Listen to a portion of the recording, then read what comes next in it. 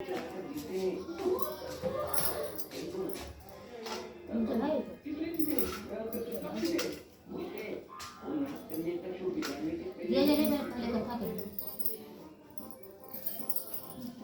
जलाए दे। हाँ दिया जलाए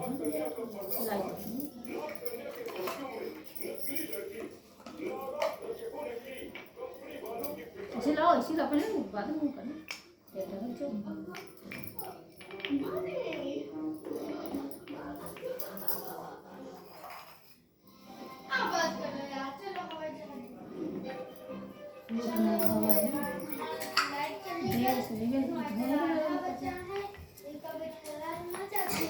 पे जरे रखे रहता है धुली जाऊंगी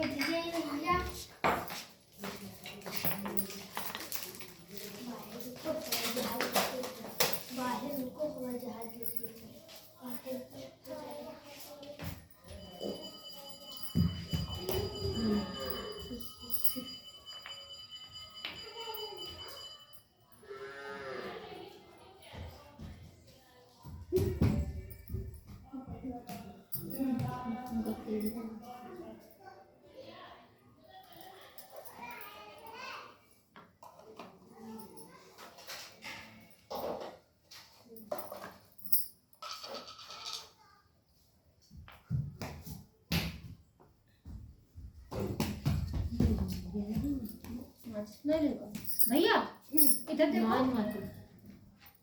कहीं भी 2 3 2 5 6 7 8 9 3 2 5 6 7 8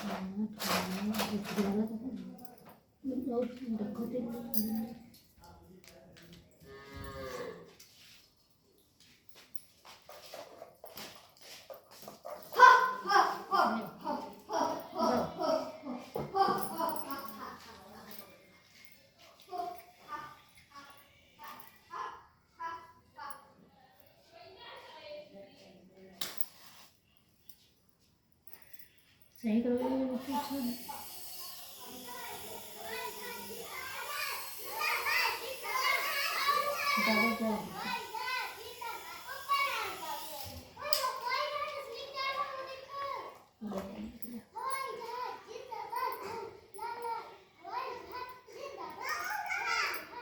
मेरे इधर है डाल दो निकाल के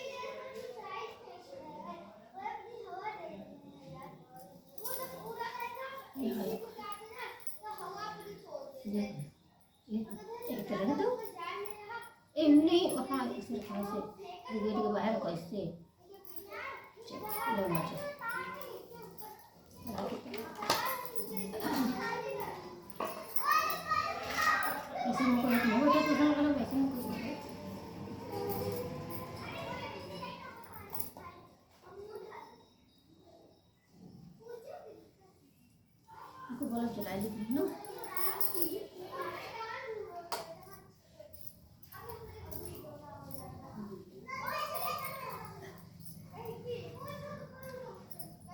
भगवान श्री कृष्ण ने कहा हे अर्जुन तुम मेरे बड़े ही प्रिय सखा हो। हे पार्थ अब मैं तुम्हें पापों का नाश करने तथा पुष्प मुक्ति प्रदान करने वाले प्रबोधिनी एकादशी की कथा सुनाता हूँ। तुम श्रद्धा पूर्वक श्रवण करना। इस विषय में मैं तुम्हें नारद और ब्रह्मा जी के बीच में वार्तालाप को सुनाता हूँ। एक समय नारद जी ने ब्रह्मा जी से पूछा, हे पिता, प्रबोधिनी एकादशी के व्रत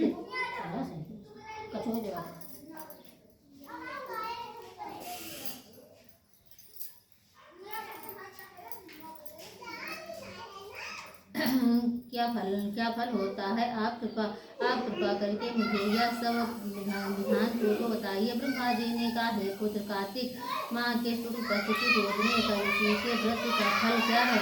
तथा सौ राजनीति यज्ञ के फल के बराबर होता है। नारद जी ने कहा, हे पिता, ये संध्या को भोजन करने से, रात्रि में भोजन करने का पूरे दिन उपवास रखने से क्या फल मिलता है? कृपा कर विस्तार से समझाइए। ब्रह्मा जी ने कहा, हे नारद, एक संध्या को भोजन करने से 2 जन्म के तथा पूरे दिन उपवास रखने से 7 जन्म के सभी पाप नष्ट हो जाते हैं। जिस वस्तु का त्रिलोक में मिलना दुष्कर है, वह वस्तु भी रोहिणी एकादशी के व्रत से सहज ही प्राप्त हो जाता है। रोहिणी एकादशी के व्रत के प्रभाव से बड़े से बड़ा पाप भी क्षण मात्र में ही नष्ट हो जाता है। पूर्व जन्म के किए हुए अनेक बुरे कर्मों को रोहिणी एकादशी का व्रत क्षण भर में नष्ट हो जाता है। जो मनुष्य अपने श्रद्धानुसार रोहिणी एकादशी का विस्तार पूर्वक व्रत करते हैं, उन्हें पूर्ण फल प्राप्त होता है। हे पुत्र, जो मनुष्य श्रद्धापूर्वक इस दिन किंचित मात्र पुष्प करते हैं, पुण्य करते हैं, उनका वह पुण्य पर्वत के समान अटल हो जाता है। जो हम अपने हृदय के अंदर ही ऐसा ध्यान रखते हैं कि रोहिणी एकादशी का व्रत करूंगा, उनके 100 जन्म के पाप नष्ट हो जाते हैं। जो मनुष्य रोहिणी एकादशी को रात जागरण करते हैं, उनकी बीती हुई तथा आने वाली 10 पीढ़ियां विष्णु लोक में जाकर वास करती हैं और नरक में अनेकों कष्टों को भोगते हुए उनके पितृ विष्णु लोक में जाकर सुख भोगते हैं। हे नारद, ब्रह्म हत्या आदि पाप भी रोहिणी एकादशी के दिन रात्र को जागरण करने से नष्ट हो जाते हैं। रोहिणी एकादशी को रात को जागरण करने का फल उसमें यज्ञों के फल से भी ज्यादा होता है। सभी तिथियों में जाने तथा भोम आदि के दान का फल रोहिणी एकादशी के रात के जागरण के फल के बराबर होता है। पुत्र, इस संसार में उसी मनुष्य का जीवन सफल है जिसने रोहिणी एकादशी के व्रत द्वारा अपने कुल को पवित्र किया है। संसार में जितने भी तीर्थ हैं तथा जितने भी तीर्थों की आशा की जा सकती है, वह रोहिणी एकादशी का व्रत करने वाले के घर में रहते हैं। प्राणी को सभी कर्मों को त्यागते हुए भगवान श्री हरि की प्रसन्नता के लिए कार्तिक माह की रोहिणी एकादशी का व्रत अवश्य करना चाहिए। जो मनुष्य इस एकादशी व्रत को करता है, वो सावधान होकर तथा इंद्रियों को जीतने वाला होता है, क्योंकि एकादशी भगवान विष्णु की अत्यंत प्रिय है। इसके व्रत के प्रभाव से मनुष्य जन्म मरण के चक्र से मुक्त हो जाता है। इस एकादशी व्रत के प्रभाव से कायिक, वाचिक एवं मानसिक तीनों प्रकार के पापों का शमन हो जाता है। इस एकादशी के दिन जो मनुष्य विष्णु भगवान की प्राप्ति के लिए दान, तप, होम, यज्ञ आदि करते हैं, उन्हें अंत पुष्प की प्राप्त होती है। रोहिणी एकादशी के दिन भगवान श्री हरि का पूजन करने के बल एवं और श्रद्धावक्ता के सभी पाप नष्ट हो जाते हैं।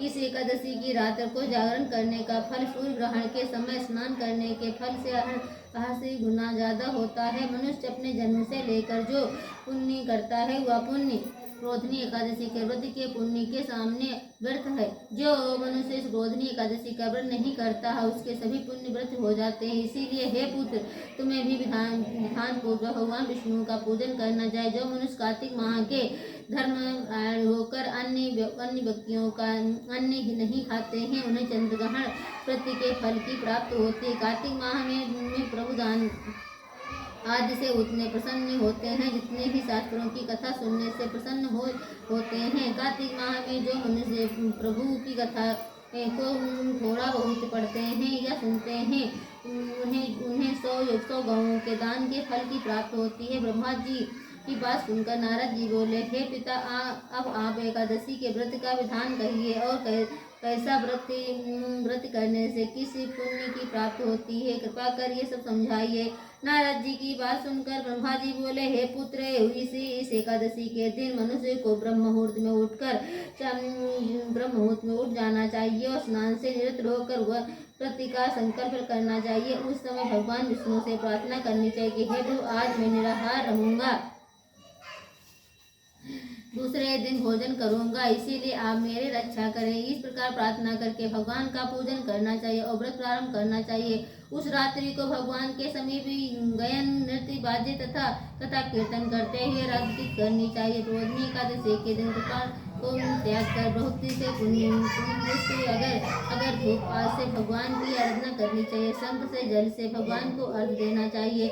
इसका फल तीर्थ दान आदि से करोड़ों गुना अधिक होता है। जो पुष्प से भगवान का पूजन करते हैं उनके सामने इंद्र भी हाथ जोड़ता है। कार्तिक माह में जो तिलक बेल पत्र से भगवान का पूजन करते हैं उन्हें अंत में मिलती है। कार्तिक माह में जो मनुष्य तुलसी जी से भगवान का पूजन करते हैं उनके 10,000 जन्मों के कई पाप नष्ट हो जाते हैं। जो मनुष्य इसी माह में श्री तुलसी जी के दर्शन करते हैं, स्पर्श करते हैं तथा ध्यान करते हैं या कार्तिक करते हैं, कीर्तन करते हैं, रोपण करते हैं अथवा सेवा करते हैं, वे 1000 कोटि तथा भगवान विष्णु के लोक में वास करते हैं। जो मनुष्य इसी का पौधा लगाते हैं उनके कुल में जो पैदा होते हैं वे प्रलय के अंत तक विष्णु लोक में रहते हैं। जो मनुष्य भगवान का कदम पुष्प से पूजन करते हैं या यमराज के कष्टों को नहीं पाते हैं। सभी कामनाओं को पूर्ण करने वाले भगवान विष्णु कदम पुष्प को देखकर अत्यंत प्रसन्न होते हैं। यदि उनका कदम पुष्प से पूजन किया जाए तो इससे उत्तम बात और कोई नहीं है। जो गुलाब के फूल से भगवान का पूजन करते हैं उन्हें निश्चय ही मुक्ति प्राप्त होती है। जो मनुष्य बकुल और अशोक के पुष्पों से भगवान का पूजन करते हुए अंत काल तक शोक से रहित रहते हैं। जो मनुष्य भगवान विष्णु का सफेद और लाल कनेर के फूलों से पूजन करते हैं उन पर भगवान अत्यंत प्रसन्न होते हैं। जो मनुष्य भगवान श्री हरि का दुबादल से पूजन करते हैं वे पूजा के फल से 100 गुना ज्यादा फल प्राप्त होता है। जो भगवान का समीपात्र से पूजन करते हैं वे राज के मार्ग को सुगमता से पार कर लेते हैं। जो मनुष्य चंपक के पुष्प से भगवान विष्णु का पूजन करते हैं वे जीवन मृत्यु के चक्र से मुक्त हो जाते हैं। जो मनुष्य स्वर्ण का बना हुआ केतकी उस पुष्प भगवान को अर्पित करते हैं उनके करोड़ों जन्म के पाप नष्ट हो जाते हैं। जो मनुष्य पीले और रक्ति वर्ण कमल के सुगंधित पुष्पों से पूजन भगवान का पूजन करते उन्हें श्वेत दीप में स्थान मिलता है। इस प्रकार रात्र में भगवान का पूजन करके प्रातः का शुद्ध जल की नदी में स्नान करना चाहिए। स्नान करने के उपरांत भगवान की स्थिति करते हुए घर आकर भगवान का पूजन करना चाहिए। इसके बाद ब्राह्मणों को भोजन कराना चाहिए। दक्षिणा देकर आदर सहित उन्हें प्रसन्नता पूर्वक विदा करना चाहिए। इसके बाद गुरु की पूजा करनी चाहिए और ब्राह्मणों को दक्षिणा देकर नियम को छोड़ना चाहिए। जो मनुष्य रात्रि स्नान करते हैं उन्हें दही और शहद दान करना चाहिए। जो मनुष्य फल की आशा करते हैं उन्हें फल भी दान करना चाहिए। तेल की जगह घी और घी की जगह दूध, अन्नों में चावल दान करना चाहिए। जो मनुष्य इस प्रति में भूमि पर शयन करते हैं उन्हें सब वस्तुओं सहित शैया दान करनी चाहिए। जो मौन धारण करते हैं उन्हें स्वर्ग सहित तिल दान करना चाहिए। जो मनुष्य कार्तिक माह में खड़ा धारण नहीं करते उन्हें खड़ाऊ दान करना चाहिए। जो इस माह में इसमें नमक त्यागते उन्हें शक्कर दान करना चाहिए। जो मनुष्य नित्य प्रति देव मंदिरों में दीपक जलाते हैं उन्हें स्वर्ण या तांबे के दीपक को घी तथा बत्ती सहित दान करना चाहिए। जो मनुष्य चतुर्मास व्रत में किसी वस्तु को त्यागते हैं उन्हें उस दिन से उस वस्तु को पुनः ग्रहण करना चाहिए। जो मनुष्य प्रबोधिनी एकादशी के दिन विधि पूर्वक व्रत करते हैं उन्हें अंत सुख की प्राप्ति होती है और अंतिम उन्हें स्वर्ग को उसको जाते हैं। जो मनुष्य चतुर्मास व्रत को बिना किसी बाधा के पूर्ण करते हैं उन्हें दोबारा जन्म नहीं लेना पड़ता है। जिन मनुष्यों का व्रत खंडित हो जाता है उन्हें दोबारा प्रारंभ कर लेना चाहिए। जो मनुष्य इस एकादशी के महत्व को सुनते हैं व पढ़ते हैं उन्हें इसमें यज्ञ की प्राप्ति फल की प्राप्ति होती है। बोलो कृष्ण भगवान की जय हो।